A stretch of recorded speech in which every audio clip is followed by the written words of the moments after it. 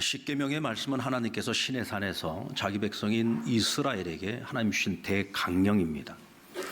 예수님께서 십계명의 정신을 제자들에게 가르치실 때에는 두 가지 큰 정신으로 말씀해 주셨습니다. 하나는 하나님을 사랑하는 것이고 또 하나는 이웃을 사랑하는 것입니다. 하나님 사랑의 계명이 네 가지죠. 1계명부터 4계명까지. 먼저 1계명이 뭐예요? 다른 신을 너희 앞에 두지 말아라. 나 외에 다른 신을 섬기지 말라는 것입니다. 2계명이 무엇입니까? 너희를 위하여 새긴 우상을 만들지 말아라. 3계명 그것들에게 절하지 말고 섬기지 말아라. 4계명 여호와 하나님의 이름을 망령되이 일컫지 말아라. 그런데 이 네 가지 계명이 모두 다 보면 우상 숭배와 연관되어져 있는 것을 볼 수 있습니다. 모두가 다 우상을 만들지 말고 우상을 섬기지 말라는 것입니다. 우상을 만들어 놓고 그것을 하나님이라고 부르지 말라는 것입니다. 이는 하나님을 모욕하는 행동이기 때문입니다. 다시 말하면 우리 안에 있는 이 우상 숭배의 문제를 해결하지 않고는 우리가 온전히 하나님을 사랑할 수 없고 온전히 하나님을 섬길 수 없다는 것을 말씀하고 있습니다. 다음 사람과 사람 사이에 지켜야 될 계명은 5계명부터 시작해서 6계명까지죠. 그런데 이 5계명부터 이 10계명까지 이 6가지의 이 계명도 역시 마찬가지로 우상 숭배의 문제를 해결하지 않는 한은 너희가 이웃을 제대로 사랑할 수 없고 제대로 섬길 수 없다는 것입니다. 결국 우상 숭배의 문제를 가지고 있는 한은 너희가 부모를 공경하지 않을 것이고 또 살인하는 것, 간음하는 것, 도적질하는 것, 이웃에 대하여 거짓 증거하는 것, 또 내 이웃의 것을 탐내는 것, 결국은 세상을 섬기는 것, 이웃을 섬기는 것, 이거 안 된다는 거예요. 그런데 그 모든 근거가 어디로부터 시작이 되느냐? 우상 숭배로부터 시작된다는 겁니다. 그러니까 우상 숭배의 문제를 해결하지 않으면 우리가 하나님과의 관계뿐만 아니라 이웃과의 관계에서도 세상을 섬기는 일이 온전할 수 없다라고 성경은 말씀하고 있습니다. 우리는 우상하면 단순히 바알과 같이 인간의 손으로 빚어서 만든 눈에 보이는 신상을 생각하기 쉽습니다. 그런데 여러분, 목상이라든지 토템이라든지 사람의 손으로 만들어 놓은 그 우상이 무슨 힘이 있습니까? 그거는 아무런 힘도 없어요. 그저 나무 조각에 불과한 것이고 흙 조각에 불과한 것입니다. 그런데 우리의 삶을 위협하는 진정한 우상이 있죠. 그 우상이 뭡니까? 그 내면적 우상입니다. 우리 안에 감춰져 있는 우상. 때로는 우리도 우리 스스로가 우리가 그런 우상을 섬기고 있다는 사실조차도 우리가 전혀 느끼지 못하고 그것을 깨닫지 못할 만큼 내 안에 있어야지 될 하나님의 자리를 대신하고 있는 우상이 있단 말이죠. 이것을 우리는 내면적 우상이라고 말합니다. 이 내면적 우상은요, 엄청난 파괴력을 가지고 있습니다. 우리 21절 말씀을 같이 한번 읽어보실까요? 시작. 하나님을 알되 하나님을 영화롭게도 아니하며 감사하지도 아니하고 오히려 그 생각이 허망하여지며 미련한 마음이 어두워졌나니. 하나님을 알아요. 하나님을 안다는 얘기는 하나님과의 관계 속에서 살아가고 있다는 얘기입니다. 하나님이 어떤 분이신지도 잘 알고 있습니다. 그런데 문제는 그가 하나님을 영화롭게 하지 않습니다. 그가 하나님께 감사하지 않습니다. 이상하지 않습니까? 하나님과의 관계 속에서 하나님을 잘 알고 살아가는 사람인데도 불구하고 저가 하나님을 영화롭게 하지 아니하고 하나님께 감사하지도 않아요. 그 이유가 뭘까요? 만족이 없어요.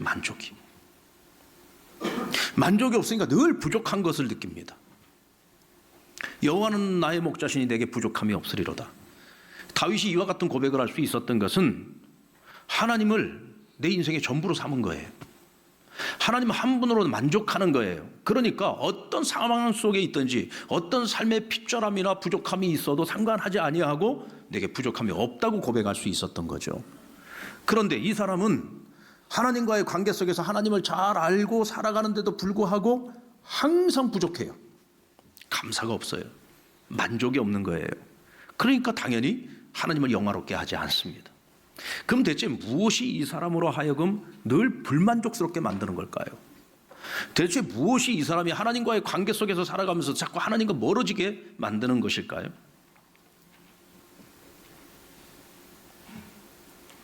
그것이 내 안에 있음으로 인해서 자꾸 내가 하나님과 멀어져요. 근데 오늘 성경은 이렇게 말합니다. 그것이 너희의 마음을 허망하게 만들고 그것이 너희의 마음을 어둡게 만든다고 했습니다. 그럼 대체 그것이 무엇입니까?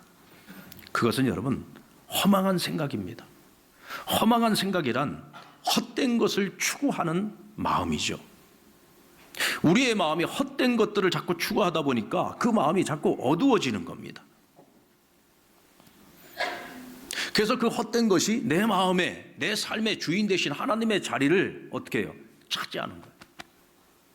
우리는 하나님을 사랑하는 사람이고 하나님을 섬기는 사람이고 하나님을 경외하는 그리스도인입니다. 그런데 우리 안에 주인이 하나님이 아니에요. 세상의 허탄한 우상들이 우리의 삶의 주인이 되어 있는 거예요. 하나님의 자리를 차지하고 있단 말이죠. 그러니까 만족이 없어요. 감사가 없어요. 그리스도인의 삶인데도 불구하고 전혀 하나님을 영화롭게 하는 삶을 살아가지 못하는 것입니다. 여러분, 이 헛된 우상이 만만한 존재가 아닙니다. 하나님의 자리를 밀어내고 자기가 그 하나님의 자리를 차지할 만큼 매력적이에요. 우리가 미련을 포기하기가 어려울 만큼 굉장히 매력적이에요. 이것이 아니면 내가 마치 살아갈 수 없을 것처럼 착각에 빠지도록 만들 만큼 강력한 힘을 갖고 있습니다. 우린 절대로 이런 헛된 우상들을 우습게 보면 안 됩니다. 기억하세요. 이것이 하나님을 우리 안에서 내보낼 수가 있어요. 밀어낼 수가 있어요. 여러분, 내가 사랑하는 그것이 우상이 될 수 있습니다.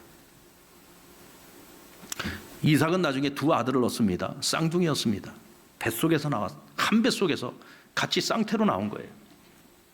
근데 하나님께서는 어머니의 그 아가방에 있을 때부터 하나님께서는 둘째를 야곱을 기업 물을 자로 아브라함에게 주셨던 그 언약의 약속을 계승할 자로 하나님이 선택하셨어요. 그리고 이삭과 그 아내에게 다 알려줬습니다. 모르는 게 아니었어요. 하나님의 선택이 무엇인지를 알고 있습니다. 그럼에도 불구하고 이삭은 야곱이 아니라 에서를 사랑했습니다. 끝까지 에서를 기업 물을 자로 삼고자 했습니다. 이것은 하나님의 뜻에 불순종하는 거죠. 하나님의 뜻을 거역해야 할 만큼 이삭에게는 이미 에서가 우상이었던 겁니다. 야곱은 또 어떻습니까? 삼촌 라반의 집에 가서 둘째 딸 라헬을 사랑하게 됩니다. 한눈에 반했습니다. 라헬을 아내로 얻기 위해서 7년 동안을 수일처럼 여기면서 일을 합니다. 첫날 밤 보내고 난 후에 아침에 눈 떠보니까 라헬이 옆에 누워있는 것이 아니라 언니 레아가 누워있는 거예요. 속았습니다. 그러나 라헬을 포기를 못합니다. 그래서 7년을 더 일하죠.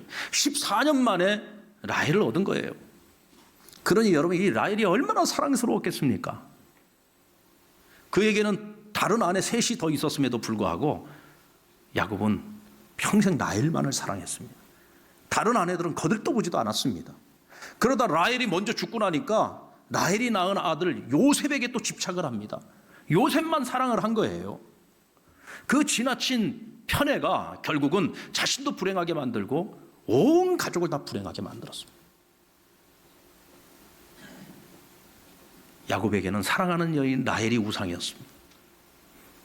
그가 낳은 아들 요셉이 우상이었던 거죠. 그러니까 하나님께서 다 떠나가게 만드십니다. 여러분, 믿음의 조상들도 이와 같이 내면적 그 우상에게 사로잡혀서 이런 시련들을 겪었다고 한다면 저와 여러분 오죽하겠습니까? 여리고성의 세리장이었던 삭개오, 그에게 있어서는 돈이 우상이었습니다. 그 동네 사람들한테 그렇게 손가락질을 당하고 욕을 먹으면서도 그는 열심히 돈을 긁어 모았습니다. 왜냐하면 이 사람에게 돈이 우상이에요. 돈이면 모든 게 다 돼요. 돈만 있으면 다 되는 거예요. 그런데 돈이 없으면 못 살아. 돈이 없으면 못 사는 거예요, 이 사람은. 어떤 욕을 먹어도 괜찮아. 돈만 많으면 돼요. 그래서 열심히 긁어 모았습니다. 그런데 자기 인생에 계획이 없던 예수님을 우연히 만나게 된 겁니다. 예수님을 만나게 됐습니다. 예수님을 만나고 나니까 이제는 내가 예수님을 따라야 되겠는데, 예수님을 따르려니까 무엇이 걸림돌이 돼요? 돈이 걸림돌이 되는 것을 알게 되었습니다. 그래서 예수님이 시키지도 않았는데 자기 소유의 절반을 팔아서 가난한 자들에게 나누어 주고, 토색한 것, 도적질한 것이 있으면 사배를 갚겠다고 했습니다. 이것은 여러분, 유대인들에게 있어서 율법을 뛰어넘는 보상이었습니다. 하나님 앞에 자신의 재물, 소득의 10의 1을 하나님께 드리는 것인데, 그는 절반을 팔아 가난한 자들에게 나누어 줬습니다. 그렇다면 적어도 숫자적으로 계산해 보면 4배를 갚은 겁니다. 토색한 것의 4배라고 했습니다. 원래 율법에는요 20%만 이자를 물면 돼요. 그런데 4배를 갚겠다고 했습니다. 그것을 따져보면 거의 300배입니다. 300%를 갚은 거예요. 한마디로 말하면 삭개오는요 율법적으로 한 게 아닙니다. 받은 은혜를 따라서 한 거예요. 왜요? 이제는 더 이상 돈이 나에게 우상이 아니에요. 이제 돈보다 더 귀한 예수님이 내 삶의 중심에 들어온 거예요. 아멘입니까? 이 주님을 따르는데 돈이 방해가 되면 돈을 버려요. 나누어주고 다 베풀었어요. 그것이 만약에 권력이라면, 그것이 어떤 명예라고 한다면 그것도 다 내려놔야 돼요. 왜요? 내게 가장 중요한 거, 내 인생의 최고의 보배, 예수님 만났기 때문에 그런 거. 예수님을 내 삶의 주인으로 모시고 그분을 사랑하고 그분을 섬기고 그분을 따르려면 거기에 걸림돌이 되는 것들을 내려놔야지만 주님을 따를 수가 있는 거예요. 아무리 사랑을 해도 탈나지 않는 것이 있습니다. 하나님 사랑하는 겁니다. 그런데 여러분, 하나님 말고 다른 것들을 사랑하잖아요. 망합니다. 자, 그 이유를 말씀드릴게요. 하나님은 우리가 아무리 사랑을 해도 탈나지를 않아요. 왜 탈이 안 나느냐? 하나님은 우리가 하나님을 사랑한다고 해서 우리를 속박하지 않습니다. 우리를 속박하지 않아요. 하나님께서 독생자를 이 땅에 보내시고 예수 그리스도를 희생시키신 이유가 뭐예요? 우리를 포로된 상태에서 우리를 자유케 하시기 위하여, 우리를 자유케 하시기 위해, 우리가 매여 있는 모든 것들로부터 자유하게 하기 위하여 우리에게 예수님 보내주신 거예요. 그런데 우리를 왜 속박하시겠습니까?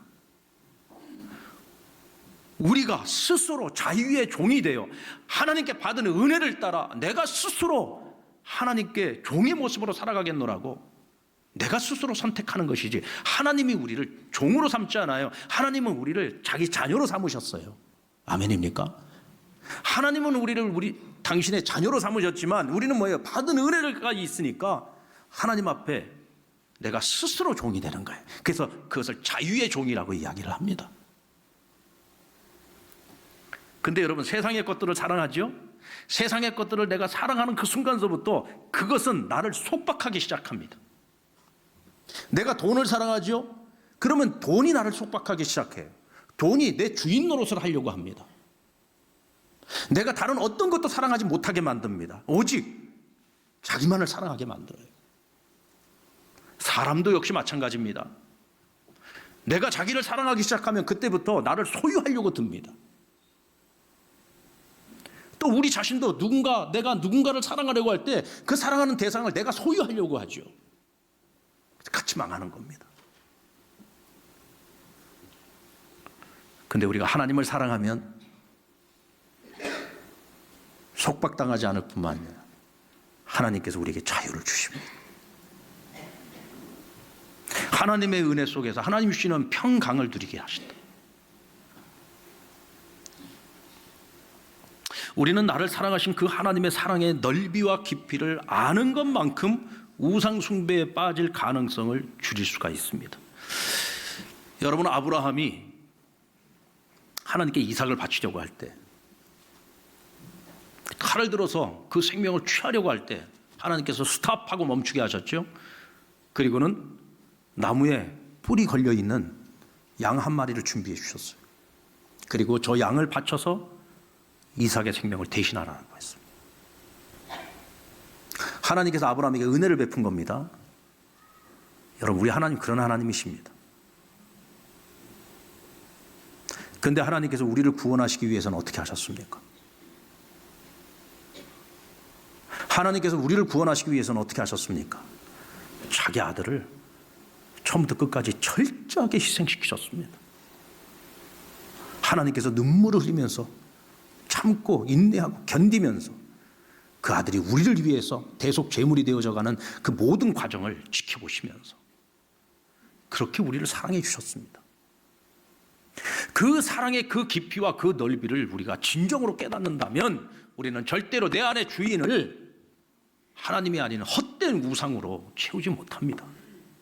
만약 우리가 나도 모르는 사이에 그렇게 되어 있었다는 것을 알았다면 이제는 우리를 그 우상을 우리 안에서 제거하고 다시 그 주인의 자리를 하나님께 내어 드려야 됩니다. 아멘입니까? 우리가 그까짓 것도 내려놓지 못한다고 한다면 어찌 우리가 하나님 자녀여 그리스도인이라고 말할 수 있겠습니까? 영국의 대주교 윌리엄 템플은 혼자 있을 때 하는 일이 곧 당신의 신앙이다 라는 말을 했습니다. 혼자 있을 때. 이것은 무슨 얘기냐면 우리의 마음속에 실제로 존재하고 있는 신, 내 안에 진짜 주인 노릇을 하고 있는 그 신이 누구인지 알려면 내가 홀로 있는 시간, 여가의 시간, 아무도 나를 간섭하지 않고 내가 무엇을 하든지 남에게 노출되지 않는 그 시간에 내 생각이 흘러가고 있는 그 방향이 내 안에 있는 신이라는 거예요.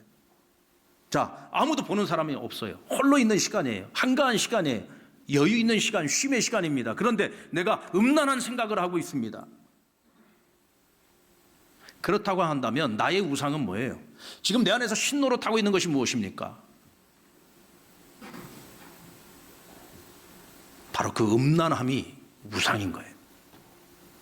성적인 쾌락, 그것이 내게 우상인 겁니다. 쉬어야 되는 그 시간에도 일 생각으로 머리가 가득 차 있습니다. 그렇다면 이 사람은 뭐예요? 일이 우상인 거예요. 일이 우상인 겁니다. 오로지 돈 벌 생각으로 머리가 가득 차 있습니다. 이 사람에게는 돈이 우상인 겁니다. 내가 의도한 생각이 아니에요. 내가 이렇게 생각을 해야지 하고 의도한 것이 아닙니다. 그런데 시간만 나면, 여유만 있으면 나도 모르게 저절로 내 생각이 흘러가고 있는 방향이 그런 방향이에요. 이게 진짜라는 겁니다. 그것이 나에게 우상이라는 거죠. 어떻게 하면 생명을 구원하지? 어떻게 하면 내가 하나님과 더 친밀할 수 있지? 어떻게 하면 내가 하나님 앞에 더 거룩하게 살아갈 수 있지? 오늘 우리 그리스도인들이 과연 이런 생각을 하고 살아가는지, 아니면 세상 사람들과 똑같은 가치관을 가지고 무엇을 먹을까, 무엇을 입을까, 무엇을 쓸까, 어떻게 하면 내가 성공할까, 어떻게 하면 내가 더 성취할 수 있을까? 혹시 우리가 늘 이런 생각에 사로잡혀 살아가고 있지는 않습니까? 여러분, 생각이 곧 신인 겁니다.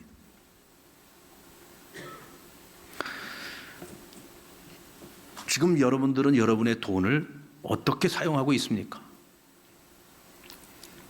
자신이 진짜 사랑하는 것이 무엇인지를 알려면요, 내가 돈을 어디에 사용하고 있는지를 보시면 알 수 있습니다. 결국 돈은요, 우리가 가장 사랑하는 쪽으로 흘러가게 되어 있습니다.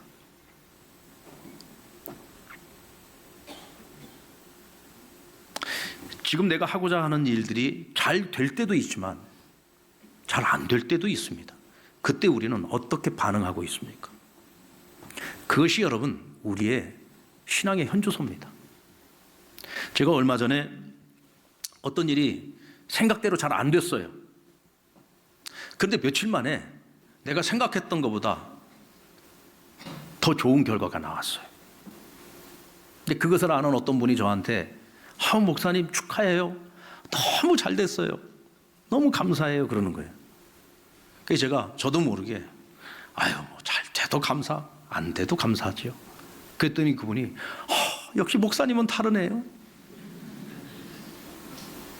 여러분, 이게 목사라서 다른 게 아니라 우리 신앙인의 삶이라는 것이 그렇지 않습니까? 여러분, 우리가 어떻게 늘 성공만 하고 살아갈 수 있어요? 어떻게 실패 없이 살아갈 수 있습니까? 실패도 하고 성공도 하는 거죠. 사람이 있잖아요. 여러 번 실패 끝에 성공을 해봐야 이 성공의 가치가 얼마나 소중한 것인지도 알아요. 늘 성공만 하면서 살아가는 사람은 이게 성공이라는 단어를 모릅니다. 이게 당연한 것인 줄 알아요. 여러분, 성공해서 감사할 줄 아는 것이 행복한 겁니까? 성공하고서도 이게 감사할 내용인지도 모르고 살아가는 것이 감사한 겁니까? 뭐가 행복이에요? 내가 행복해야 할 때 행복할 수 있어야 행복한 거지. 내가 지금 행복해야 하는데 이게 내가 행복해야 될 이유야? 왜요? 난 늘 그렇게 살았어. 난 늘 하는 것마다 성공했어. 난 늘 하는 것마다 형통했어. 근데 여러분, 이게 행복이 아닌 거예요. 실패도 해봐야 성공의 기쁨도 아는 거고요. 또 실패도 해봐야 사람이 겸손해질 수 있는 거예요. 그래야 하나님의 은혜가 얼마나 가치 있는 것인지를 아는 겁니다. 우리가 6일 동안 열심히 일하다가 7일째 되는 날 쉬어야 안식의 기쁨이 있는 거죠. 매일 놀아보세요. 노는 게 얼마나 힘든 건지 모릅니다, 여러분. 우리 한국 사람들은 부모 잘 만나가지고 일하지 않고도 잘 먹고 잘 사는 거, 그게 축복받았다고 생각을 해요. 이 세상에서 제일 불행한 사람이죠. 일을 해서 얻는 소득이 있을 때 거기에서 기쁨이 있는 것이고, 열심히 일을 하다가 하루 좀 쉬어야 이 안식의 가치를 아는 거죠. 여러분, 성공하려고만 하지 마세요. 잘 되려고만 하지 마세요. 모든 걸 다 성취해야 된다고 생각하지 마세요. 우리에게 있어서 중요한 것은 성공과 성취가 중요한 것이 아니라 지금 내가 주님과의 관계 속에서 주님과 같은 길을 걸어가고 있느냐가 중요한 거예요. 우리 그리스도인의 가치는 내가 지금 누구와 함께 하고 있느냐의 가치가 있는 거예요. 내 재산이 얼마냐? 여기에 내 가치가 있지 않아요. 내가 아무리 많이 가져도 세상에는 나보다 훨씬 더 많이 가지고 있는 부자들이 많아요. 그것은 내 가치가 결정되는 게 아니에요. 내가 지금 누구와의 관계 속에서 살아가고 있는가? 우리 그리스도인의 성공, 행복은 하나님과의 관계 속에서 살아가는 거잖아요. 여러분, 하나님과의 관계 속에서 살아가다가 때로 실패해요. 넘어지기도 해요. 괜찮아요. 넘어지면 주님이 다시 이렇게 세워주시면 되는 거고, 내가 성공의 길이 좀 벗어나 있으면 하나님 다시 당겨주시면 되는 거고, 주님과 함께 손 붙잡고 그 길을 같이 걸어가고만 있어도 괜찮아요. 뭐 조금 안 됐다고 뭐 죽네 사네 하고 우리가 그렇게 가볍게 신앙생활하면 안 되겠다 이거예요. 왜 우리의 신앙이 자꾸 가벼워지느냐? 우상이 내 안에서 주인 노릇을 하고 있어서 그래요. 우상에게 우리의 마음을 다 빼앗기고 살아가기 때문에 그런 거예요. 내 삶의 주인의 자리를 다시금 하나님으로 돌려놔야 돼요. 그러지 않으면 우리가 하나님을 알고 하나님과의 관계 속에서 살아도 감사할 줄도 모르고 하나님을 영화롭게 하지 않는, 잘못하면 버림받을 수 있는 길을 걸어갈 수 있어요. 우리가 금년 한 해 동안 하나님을 섬기고 세상을 섬기는 영적 부흥의 삶을 결단하면서 한 해를 시작했습니다. 우리가 지난주에는 말씀으로 하나님을 섬겨야 된다고 배웠어요. 오늘 두 번째 시간, 무엇으로 하나님을 섬겨야 됩니까? 우상을 버림으로써만 하나님을 섬기고 세상을 섬기는 삶을 시작할 수 있어요. 아멘입니까? 시작할 수 있습니다. 우리 안에 있는 우상은 만만치 않습니다. 그러나 그것을 내보내고 하나님이 내 인생의 주인이 되시는 그 자리를 다시 회복할 수 있도록 성령의 도우심을 구하십시다. 그리고 오늘 이 시간에 다시 한번 결단하십시다. 그리고 이 마음은 흔들리지 않고 끝까지 주님 앞에서 살아갈 수 있게 해달라.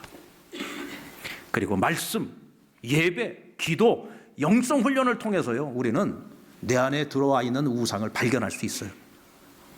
말씀을 듣다 보니까 내가 헛된 것을 우상으로 여기고 우상으로 삼고 살아왔네. 기도하다 보니까 내가 헛된 것을 우상으로 삼고 살아왔네. 그렇게 깨달을 수 있는 거예요. 그래서 우리가 하나님 앞에서 코람데오의 삶을 살아가야 되는 것입니다. 아멘입니까? 코람데오의 삶을 통해서 끊임없이 우상을 제거하고 하나님을 잘 섬겨서 하나님 주시는 그 힘과 능력으로 세상을 겸하여 섬길 수 있는 저와 여러분 될 수 있기를 주의 이름으로 축원합니다.